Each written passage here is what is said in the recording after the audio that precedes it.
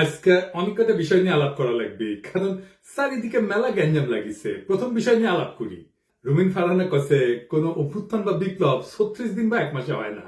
হ্যাঁ, কেউ যদি মনে করেন অল্প কয়েকদিনের আন্দোলনে হাসিনাকে দেশছাড়া করেছেন, তবে তারা বোকার স্বর্গে বাস করছেন। শেখ হাসিনার পালানো বিএনপির 16 বছরের আন্দোলনের ফসল গণবিস্ফোরণে শেখ হাসিনা পলায় গেছে। হ্যাঁ, আন্দোলনকারী বিএনপি করেছে, ঈদের পরে আন্দোলন আর কেউ করেনি। হ্যাঁ, গুম আর খুন হয়েছে খালি বিএনপির কর্মী, দেশ ছাড়া হয়েছে খালি বিএনপির কর্মী। আমরা খায় না খায় অ্যাক্টিভিজম করলাম, আমরা তো বিএনপি করি না, গল্লিকও খাই না। সমাজ কি তাইলে আমাদের মেনে নেবে? বিএনপির আন্দোলন তো দেখেছেন, দেখেন নাই? গত 10টা বছর 10টা জনসভাও করতে পারে নাই। ঈদের পর আন্দোলন করতে করতে শুনতে শুনতে কান পয়সা খুলে পড়িছে। প্রাণ ভয়ে পুলিশের আক্রমণে দাঁড়াইতে পারে নাই, নিজেরা আবার স্বীকার করেছে। খালেদা জিয়ার বাড়ির সামনে 2টা বালির ট্রাক সরাইতে পারে নাই, আবার আসিছে আন্দোলনের ক্রেডিট নিতে। বিএনপি 16 বছর কেন 1600 বছর ঈদের পরে আন্দোলনের ঘোষণা দিল, হাসিনার বলা যেত না। যখন আন্দোলন চলিছিল তখন মির্জা ফখরুল কইছে বিএনপির নৈতিক সমর্থন আছে, শুধু সম্পৃক্ততা নাই। হ্যাঁ, শুনেন, আমরা এই আন্দোলনের সঙ্গে কখনোই সরাসরি জড়িত নই, আমরা তাদেরকে নৈতিক সমর্থন দিয়েছি। আর আজ রুমিন ফারহানা বলে বিপ্লব তারাই করেছে, এক মাসে বিপ্লব হয় না। তাহলে 7ই নভেম্বরের বিপ্লব কেমনে 4 দিনে হইল? নভেম্বরের 3 তারিখ থেকে 7 তারিখ বিপ্লব। রাশিয়ার বিপ্লব কেমনে 10 দিনে হইল? দুনিয়া কাঁপানো 10 দিন, ওই টাইমের উপরে একটা বইও আছে। বিপ্লব ক্ষণস্থায়ী, বিপ্লব অল্প সময় থাকে।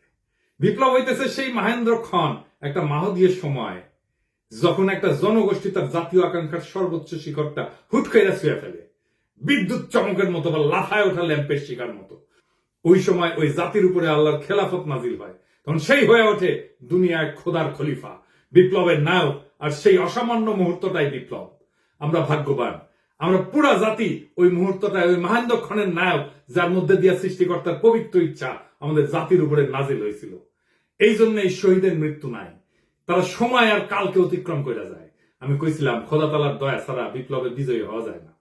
খোদা তালা সাহসের আবাবিল পাখি পাঠানো লড়াইয়ের ময়দানে খোদা তালার সাথে জনগণের একটা স্পিরিচুয়াল কানেকশন ছাড়া বিপ্লব সফল হয় না। মহাজীবনের ডাক শোনে সবাই। আপনি রুমিন ফারহানাকে বিএনপি কে খোদা তালার জায়গায় বসাইতেছেন? নাউজুবিল্লাহ। বিপ্লবের মালিক সৃষ্টিকর্তা, আপনারা না। আপনি বিপ্লবের নায়ক হইলে আপনি মাইকের সামনে চিল্লাইতেন না। অবশ্য ভুলভাল চিল্লান। কইতেছে 18 সালে নাকি বিএনপি নির্বাচন প্রত্যাখ্যান করেছে। শুনেন, আওয়ামী লীগ যখন ভারতের সঙ্গে আঘাত করে 14, 18, 24-এ ক্ষমতা দখল করলো, বিএনপি তখন আকস্মিকভাবে জনগণের পাশে থেকে নির্বাচন প্রত্যাখ্যান করেছে। ওই নিজেই 2018 সালে সংসদে সংরক্ষিত আসনের এমপি ছিল বিএনপি, হালকা বিএনপি নির্বাচন প্রত্যাখ্যান করছে। কি কয় না কয় তার কোনো ঠিক নাই। শুধু তাই না, 10 কাঠার একটা প্লট চাই আবেদন করেছিল, যে প্লট পাইলে নাকি চিরকৃতজ্ঞ থাকিবে। দেখেন, এটা প্লটের লোভ সামলাইতে পারে না, সে আবার বিপ্লব বিপ্লব করে। হ্যাঁ, খেল খতম হয়েছে, পয়সা হজম। দরখাস্তটা দেখেন, একবার বলে 2/3 মেজরিটি নিয়ে বিএনপি ক্ষমতায় যাবে। শুনেন, আবার বলে বিএনপি নেতা কর্মীদের কন্ট্রোল করা যাচ্ছে না, কেন্দ্রে জানায় কোনো লাভ হচ্ছে না। শুনেন, বিএনপির নেতা কর্মীদেরকে মাঠ পর্যায়ে কন্ট্রোল করা যাচ্ছে না, চাঁদাবাজির সঙ্গে যুক্ত, জমি দখলের সঙ্গে যুক্ত, টেন্ডারবাজির সঙ্গে যুক্ত। আমার এলাকাতে পদধারী নেতারা কেউ মাটি ভরাট করে নদীর উপরে, জমি দখল করে, আরেক উপজেলায় পদধারী নেতারা মামলা বাণিজ্য করে। তো কন্ট্রোল করা তো যাচ্ছে না। কেন্দ্রে খবর পাঠানো হয়েছে, কেন্দ্র কোনো অ্যাকশন নেয় নাই। তো বুঝছেন তো, বিএনপি ক্ষমতা এসে কি করবি? আচ্ছা, ওরা ছেড়ে দিই, বাচ্চা মেয়ে কি কইতে কি কয় ঠিক নাই, আপনারা ছেড়ে দিয়েন। এবার আসেন বিএনপির অন্যতম প্রধান তরুণ বুদ্ধিজীবী ফাহাম আব্দুল সালাম, ওরা নিয়ে একটু কথা বলি। ফাহাম দেশে গেছিল, আপনারা মনে হয় অনেকেই জানেন যে ফাহাম মির্জা ফখরুল ভাইয়ের মেয়ে জামাই। তো আমি অত্যন্ত পছন্দ করি ফাহামকে ব্যক্তি হিসেবে, ভেরি চার্মিং পার্সোনালিটি। এই ফ্যাসি বিরোধী লড়াইয়ে তার অসামান্য ভূমিকা ছিল। সে আরবান এলিট যুবক তরুণদের এই লড়াইয়ের জন্য তৈরি করছে, সে একাই। আমি ভালো কথা বলে ফেললাম না। হ্যাঁ, বাংলাদেশে কারো সম্পর্কে ভালো কথা বলা খুব মুশকিল। যারা ফাহামকে পছন্দ করেন না তারা গালাগালি করতে পারে, আর যারা ফাহামকে পছন্দ করে তারাও গালাগালি করবে যে ও আসিছে এবার ফাহামের জনপ্রিয়তা দিয়া তোমার পয়েন্ট বাড়ানোর জন্য, পয়েন্ট খাওয়ার জন্য আসিছে। আর যদি কখনো ফার্ম গ্যাঞ্জাম করে, অ্যান্টি পিপল স্ট্যান্ড নেয়, তখন এসে বলবে দেখেছেন দেখেছেন, খুব তো তখন প্রশংসা করেছিলেন। যাই হোক, এটা বলে রাখলাম যে ফার্ম আমার এলাই না, এখন রাজনৈতিক মিত্র না। কারণ ফার্ম বিএনপির যে স্ট্যান্ড নিছে, যেটা আপলোড করে, সেটা করেও সম্পর্ক রাখা যায় ভিন্ন মতের মানুষের সাথে, কিন্তু ফার্ম সেটা রাখবে না বলে সিদ্ধান্ত নিছে, এটা কোনো সমস্যা নাই, অ্যাবসলিউটলি ফাইন। ফার্ম সম্পর্কে এত কথা বললাম যে আমাকে তাকে রেফার করে কথা বলতে হবে, সেই জন্য বলে নিলাম আর কি। কারণ সেও বলছিল যে এই লড়াইয়ে যারা ছিল তারা তার ভাই ব্রাদারটা বলছে, তো সেটা আমার তরফ থেকেও এখন এটা বলে না, ওটা ভালো। তো ফার্ম দেশে গেল, সেই সময় ছাত্রদের নিয়ে বসেছিল, বলছিল সম্ভবত একটা টিভি শোতে যে ছাত্ররা বিএনপির সাথে অ্যালাই করলে ভালো করবে, এটা তাদের বেটার সিকিউরিটি দিবে। স্বার্থের দিক থেকে তারা যদি বিএনপির সাথে অ্যালাইন করে, আমার মনে হয় যে তাদের ভবিষ্যৎ অন্য অপশন থেকে বেটার। 2 দিন আগেও লিখলো ফার্ম যে আওয়ামী লীগের মিছিল হচ্ছে বড়, এইটা আমরা নাকি একে অন্যকে অপমানিত করছি, তার ফল। হ্যাঁ, মাঝে মাঝে ফার্মের কথা শুনে হাসি। আচ্ছা ফার্ম, বিএনপি কি কাউকে সুরক্ষা দেওয়ার কথা বলা মানায়? আর বিএনপি কি কাউকে সুরক্ষা দিতে পারে? দিছে কখনো? এইসব ক্ষমতা কি বিএনপির আছে না ছিল? ক্ষমতা জিনিসটা কি, সেটা কিভাবে তৈরি হয়? বিএনপির যদি কাউকে সুরক্ষা দেওয়ার হিম্মত থাকতো তাহলে জিয়া তো নিহত হয় না, ইলিয়াস আলী গুম হয় না, সালাউদ্দিন চৌধুরী ফাঁসিতে যায় না, তারেক রহমান নির্বাসনে যায় না, বালুর ট্রাক ফেলা তার খালেদা জিয়াকে আটকাই দিতে পারে না। বিএনপি কি দেশকে আওয়ামী লীগের ফাঁসিবাদের হাত থেকে রক্ষা করতে পারছে? পারে নাই।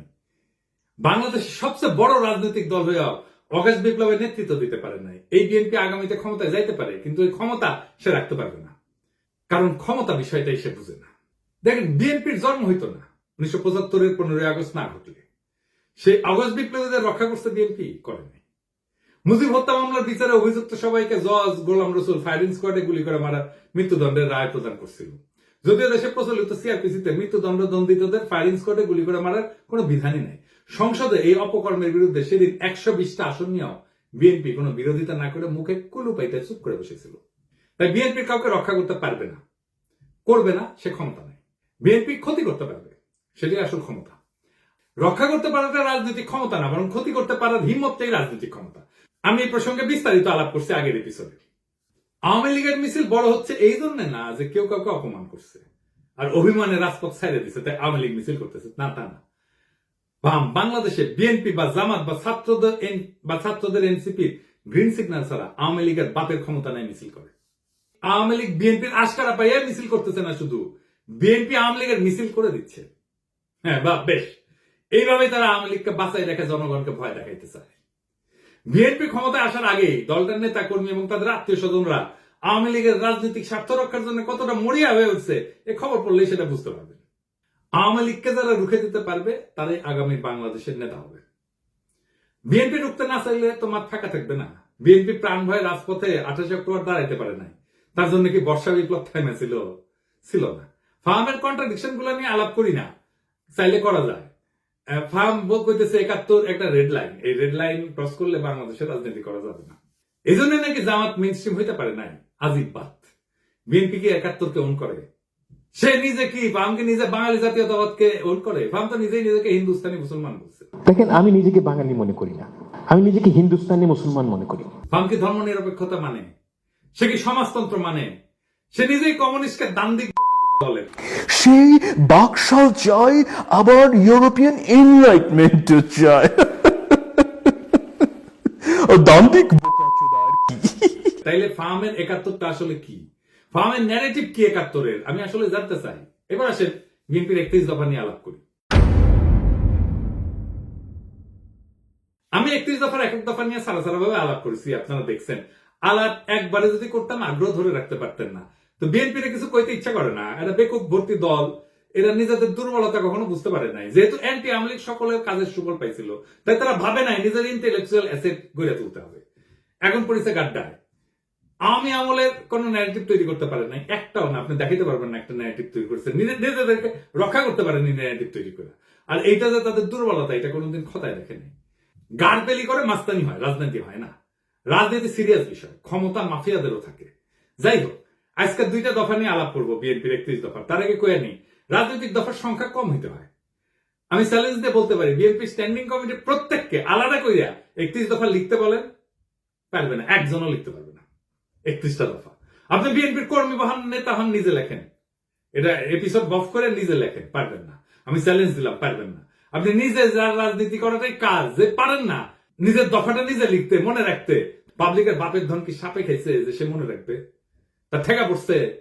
আসেন দেখি রাজনৈতিক কর্মসূচি অল্প দফায় কেন হইতে হয় সেটা একটু আলাপ করি। এক নম্বর কারণ সহজবোধ্যতা। অল্প দফা থাকলে জনগণ সহজে বুঝতে পারে কি দাবি করা হচ্ছে, বেশি দফা থাকলে মেসেজ জটিল হয়ে যায়, সেই জন্য সাধারণ মানুষের মনোযোগ হারানোর ঝুঁকি বাড়ে। 2 নম্বর, মোবিলাইজেশন সহজ হয়। কম দফা মানে একটা বা দুইটা মূল দাবির পিছনে জনগণ জোরালো ভাবে ঐক্যবদ্ধ হইতে পারে, আন্দোলনের শক্তি বাড়ে। 3 নম্বর, কৌশলগত চাপ সৃষ্টি করা যায়। সরকার বা বিরোধী শক্তির উপর চাপ তৈরি করার জন্য স্পষ্ট এবং নির্দিষ্ট দাবি থাকা জরুরি। বেশি দাবি দিলে কোনো দাবি নিয়ে সুনির্দিষ্টভাবে চাপ তৈরি করা যায় না। গতি বজায় রাখা। কম দফার কর্মসূচি আন্দোলনের গতি এবং ফোকাস বজায় রাখে। লম্বা তালিকা মানে প্রত্যেকটা বিষয় আলাদা করে ব্যাখ্যা লাগবে, যা সময় ক্ষেপণ করে। 5 নম্বর হইতেছে সংবাদ মাধ্যমে সহজে প্রচার। মিডিয়া ছোট স্পষ্ট বার্তা প্রচার করতে পছন্দ করে। অল্প দফায় আন্দোলন সহজে শিরোনাম হয়। আমি এটা বললাম আন্দোলন এই কারণে, কারণ তারা কিন্তু 31 দফা আন্দোলনের সময় করছে, বিপ্লবের পরে করে নাই, সেজন্য আন্দোলনের কথা বললাম। আমাদের সফল আন্দোলনগুলো দেখেন, রাষ্ট্রভাষা বাংলা চাই 6 দফা। এরশাদ বিরোধী আন্দোলনের 1 দফা, এক দাবি এরশাদ তুই কবে যাবি। হাসিনা খাতা আন্দোলনের 1 দফা। এমনকি বিএনপি যে 4 দলীয় জোটের 5 দফা ছিল 2001 সালের নির্বাচনে, দুর্নীতিমুক্ত প্রশাসন, সুশাসন, আইন শৃঙ্খলা উন্নয়ন, এই সমস্ত। তারপরে দফা বাড়তে থাকে। 2018 সালে বিএনপির ঐক্যফ্রন্টের দফা হয় 7 দফা আর 11টা লক্ষ্য। এই হইতেছে বাম ইনফ্লুয়েন্স। দাবি ঢুকাইতে হবে তেইশা। মানুষ পড়লো কিনা শুনলো কিনা ভাবাভাবি নাই। আসেন 31 দফার 2 নম্বর দফা নিয়ে দেখি। তারা কইতেছে বাংলাদেশে গণতন্ত্র, ভোটাধিকার পুনঃপ্রতিষ্ঠা এবং স্বচ্ছ গণতান্ত্রিক প্রক্রিয়াকে স্থায়ী, সাংবিধানিক এবং প্রাতিষ্ঠানিক রূপ দেওয়ার লক্ষ্যে একটা নির্বাচনকালীন দল নিরপেক্ষ তত্ত্বাবধায়ক সরকার ব্যবস্থা প্রবর্তন করা হবে। ভালো কথা, কিন্তু প্রশ্ন হইতেছে তত্ত্বাবধায়ক সরকার তো বিএনপি প্রবর্তন করেছিল, তাই না? আইন কইরা 96 সালে তো টিকলো না কেন? আবার আইন করবে, টিকবে না। মানে আমরা চক্রাকারে একই সমস্যার আবর্তে ঘুরপাক খাবো নাকি বারে বারে? আবার যে বাতিল হবে না তার নিশ্চয়তা কি? জনগণ চায় একটা নিরপেক্ষ নির্বাচন, অবাধ স্বচ্ছ নির্বাচন, নেতা নির্বাচনের স্বাধীনতা। এটা কিভাবে নিশ্চিত হবে? বিএনপি তো বিচারপতির বয়স বাড়ায় নিজেদের পছন্দ মতো লোককে তত্ত্বাবধায়ক সরকার প্রধান বানাতে চেয়েছিল 2006 সালে, জানেন তো? 2007 সালের জানুয়ারিতে যে সাধারণ নির্বাচন পরিচালনা হবে সেটার জন্য তত্ত্বাবধায়ক সরকার গঠিত হওয়ার কথা ছিল। তার প্রধান উপদেষ্টা হিসেবে বিচারপতি KM হাসানকে নিয়োগ করা হয়। উনি একসময় বিএনপির কেন্দ্রীয় নেতৃত্বে ছিলেন। তৎকালীন আওয়ামী লীগের মতে KM হাসান যাতে তত্ত্বাবধায়ক সরকারের প্রধান উপদেষ্টা হইতে পারে, সেই জন্য বিএনপি সংবিধান সংশোধন করে বিচারপতির অবসর গ্রহণের বয়সসীমা বাড়াই দিয়েছিল। গ্যাঞ্জাম বাঁধে এই নিয়ে, আবার গ্যাঞ্জাম বাঁধবে। এই দফা দিয়ে কি অবাধ সুষ্ঠু নির্বাচন করা যাবে? যাবে না। নিশ্চিত করা যাবে? যাবে না। এমনকি এই সিস্টেম টিকবে না, আগেও টেকে নাই। তাইলে এই দফা কি চিন্তা ভাবনা কইরা বানাইছে? আচ্ছা, 4 নম্বর দাবিতে কি বলিছে? পরপর 2 টার্মের অতিরিক্ত কেউ প্রধানমন্ত্রীর দায়িত্ব পালন করতে পারবে না। ভালো কথা, খুবই ভালো কথা। কি মনে হয় এটা পইরা? পরপর 2 টার্মের বেশি কেউ প্রাইম মিনিস্টার দায়িত্ব পালন করতে পারবে না। এটা বিএনপি অনেকবার বলছে, কিন্তু আমরা যাতে আমেরিকায় দেখি এইটাই সংবিধান সংস্কার কমিটি প্রস্তাব করছে। এখন বিএনপি কইতেছে প্রধানমন্ত্রী পদে দাঁড়ান 2 মেয়াদের বেশি কেউ থাকতে না পারলেও একবার বিরতি দিয়া আবার প্রধানমন্ত্রী হইতেছে, এলে সেই সুযোগ থাকতে হবে। মানে পরপর 2 টার্ম থাকবে, তারপরে 1 বছর অন্য কেউ হবে, তারপরে আবার কেউ 2 টার্ম এসে থাকবে। মানে বুঝছেন তো, পরপর 2 টার্ম থাকার পরে 1 টার্ম প্রেসিডেন্ট হবে, তারপর আবার 2 টার্ম প্রাইম মিনিস্টার হবে, তারপরে 1 টার্ম প্রেসিডেন্ট হবে। মানে চালাকি শুরু হয়ে গেছে, ভাবছে কেউ বুঝতে পারবে না। যেই মাত্র ক্ষমতায় আসা দেখতে পারতেছে তখনই সব উল্টাই দিচ্ছে বিএনপি। যখন ক্ষমতা থেকে দূরে তখন কত ভালো ভালো কথা দেখিস, কি সুন্দর চান্দ দিছে, এখন আর চিনে না। আসেন, কেন পরপর 2 বার রাষ্ট্রের প্রধান নির্বাহী হওয়া ঠিক না? এর পিছনে দার্শনিক ভিত্তিটা কি? পরপর 2 টার্ম রাষ্ট্রের নির্বাহী থাকা ঠিক না কেন? এর মূল উদ্দেশ্য হইতেছে 1 নম্বর, ক্ষমতার অপব্যবহার রোধ করা। দীর্ঘ সময় ধরে একই ব্যক্তি ক্ষমতায় থাকলে স্বৈরতান্ত্রিক প্রবণতা তৈরি হয়, নিজের ক্ষমতা পাকাপোক্ত করতে শুরু করে, জনগণের বদলে নিজের দল বা নিজের শক্তিকে রক্ষা করে। একই জিনিস ঘটছে হাসিনার ক্ষেত্রে। 2 নম্বর, নতুন নেতৃত্বের সুযোগ সৃষ্টি হয় না। নিয়মিত নেতৃত্বে পরিবর্তন মানে নতুন চিন্তা, নতুন দৃষ্টিভঙ্গির আগমন। 3 নম্বর, রাষ্ট্রীয় প্রতিষ্ঠানের স্বাধীনতা রক্ষা। একজন দীর্ঘদিন ক্ষমতায় থাকলে বিচার বিভাগ, নির্বাচন কমিশন, পুলিশ ইত্যাদি তার হাতে জিম্মি হয়ে যেতে পারে, যেটা হাসিনার আমলে হয়েছিল।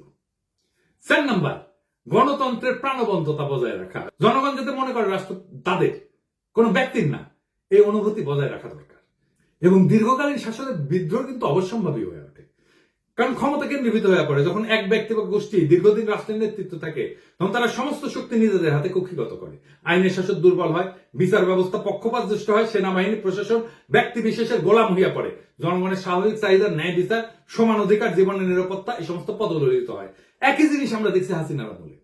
দেখেন, এই যে ঘটনা, এটা তাত্ত্বিক ভিত্তি কি, যে কেন প্রধান নির্বাহী বেশি দিন থাকতে পারবে না। তাত্ত্বিকভাবে এটা দাঁড়ায় আছে কয়েকটা বড় চিন্তার উপরে। এক নম্বর হচ্ছে ডেমোক্রেটিক রোটেশন, বা এটাকে বলা যেতে পারে গণতান্ত্রিক চক্র।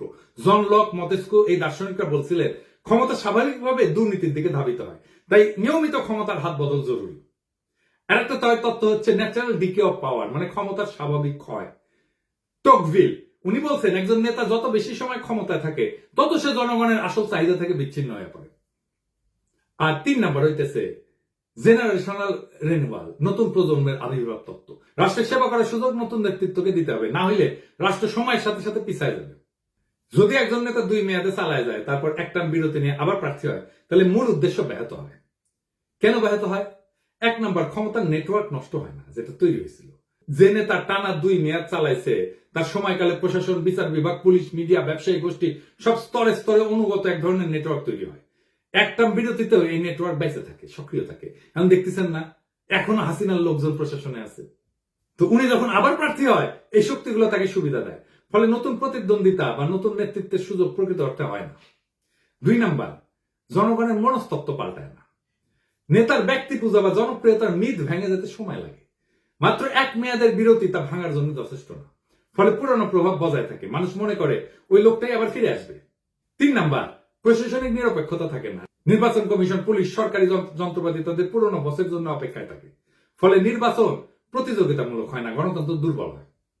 4 নম্বর হইতেছে নতুন প্রজন্মের নেতৃত্ব বাধাগ্রস্ত হয়।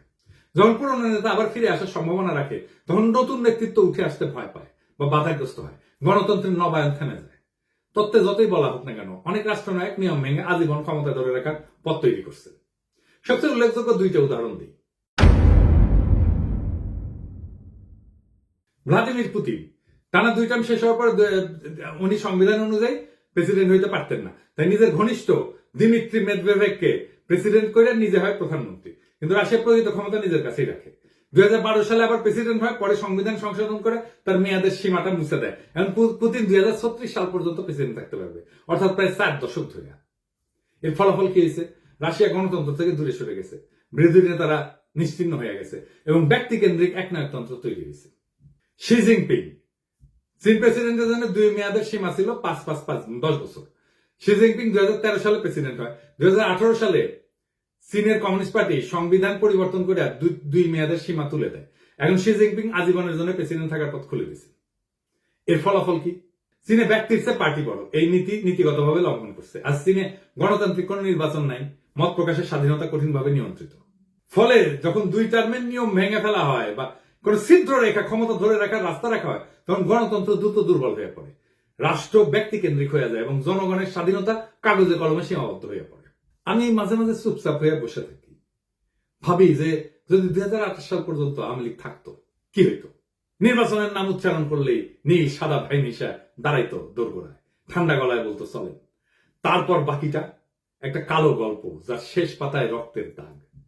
লুৎফুজ্জামান বাবর কারাগারের ঘুপসি কোণে চোখ তুলা পাখিদের উঠতে দেখতেন আর ভাবতেন তারা এখনো উঠতে পারে, অথচ আমি। সালাউদ্দিন আহমেদ শিলংয়ের আকাশে হাত তুলতেন, এই নীল কি ঢাকার মতো, নাকি আমি বদলে গেছি। খালেদা জিয়া এখন অন্তরীণ থাকতেন। রিজভী ভাই কোলাপসেবল গেটের পিছনে মাফলার গলায় দিয়া হাতে গোনা কয়েকজন কর্মী নিয়ে শীতের মধ্যে ঠকঠক করে কাঁদতেন, ওটাই ওনার রাজনৈতিক কর্মসূচি হয়ে থাকতো। আর রায়নগর, ওইখানে নাম ঝুলতো শত শত মৃত স্বপ্নের, ভুলে যাওয়া মানুষের, যারা একদিন হাঁটতো, হাসতো, স্বপ্ন দেখতো, তারপর চুপ হয়ে যেত। আমরাও চুপ হয়ে যেতাম, চুপচাপ বাজারে যেতাম, চুপচাপ অতি মূল্যে অল্প কিছু ডিম কিনতাম, সবজি কিনতাম, আর মাছ মাংস দেখে হাত পিত্তেশ করতাম। চুপচাপ আয়নায় তাকায় ভাবতাম, এটা আমার মুখ না, আমি কোথায় হারালাম। ঠিক তখন কিছু সাহসী তরুণ উঠে দাঁড়ায়, তারা বলে এমন জীবন চাই না। তারা বাতাসে ছড়ায় দেয় আলো, আমরা গলা ছেড়ে কাপা কাপা স্বরে ওদের দেখে পথে নেমে আসি, সাহস নিয়ে বলি আমরা ভালো নাই। কিন্তু আজ আমরা বলি ওদের হটাও, ওরা রাজনীতি করে ফেলছে। ওদের রক্ত আজকে পথের ধুলা, ওদের কান্না আজকে নীরব শোক। আমরা চিৎকার করি এখনই নির্বাচন চাই, ডিসেম্বরই চাই, এখনই চাই। দেশ যে ভালো চলতেছে এটা কেউ দেখে না। রিজার্ভ বাড়তেছে, দুর্নীতির টাকা ফিরতেছে, সংস্কারের বাতাস লাগছে, কিন্তু এই খবর কারো কানে ছয় না।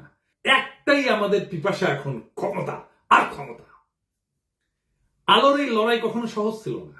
আলোর জন্য যারা পথে নামে তাদের পা রক্তাক্ত হয়, তাদের চোখে জল জমে, তাদের গলা রুদ্ধ হয় কান্নায়, কিন্তু তবু তারা হাঁটে। তারা হাঁটে কারণ তারা জানে পিছাই গেলে চিরকাল হারায় যেতে হবে। আজ যারা রক্ত দিচ্ছে, যারা ভয়কে পিছনে ফেলে আগাইছে, তাদের নাম ইতিহাসের পাতায় লেখা থাকবে। আজকে যারা কাটতেছে মিথ্যা বলতেছে, তারা কেবল হারায় যাবে বিস্মৃতির ধুলায়। বিপ্লব কখনো সংগঠিত হয় না বক্তৃতায়, বিপ্লব জন্ম নেয় নির্ভীক হৃদয়ে, তপ্ত রক্তে। আমরা সেই রক্তের উত্তরাধিকার, আমরা হারবো না। তারা ভাবছিল আমরা ভয় পাবো, তারা ভাবছিল আমরা হাইরা যাবো, তারা ভাবছিল আমরা মুখ নিচু কইরা ঘরে ঢুকে যাবো, কিন্তু তারা ভুল করছে। আমরা পিছু হটিনি, আমরা সামনে আগাইছি, আমরা থামিনি, আমরা ঝড় তুলছি, আমরা চুপ থাকিনি, আমরা স্লোগানে মুখর করছি রাজপথ। আজ যারা ধোকা দিচ্ছে, ইতিহাস তাদের মুখ চিরকাল ঘষে মাটিতে ফেলে রাখবে। আজ যারা দাঁড়াইছে, ইতিহাস তাদের মাথায় তুলে নেবে। আজ আকাশ ভেঙে পড়ুক, সমুদ্র ফেটে যাক, আমরা পিছু হটবো না। আমাদের জয় হবে ইনশাআল্লাহ। ইনকিলাব জিন্দাবাদ।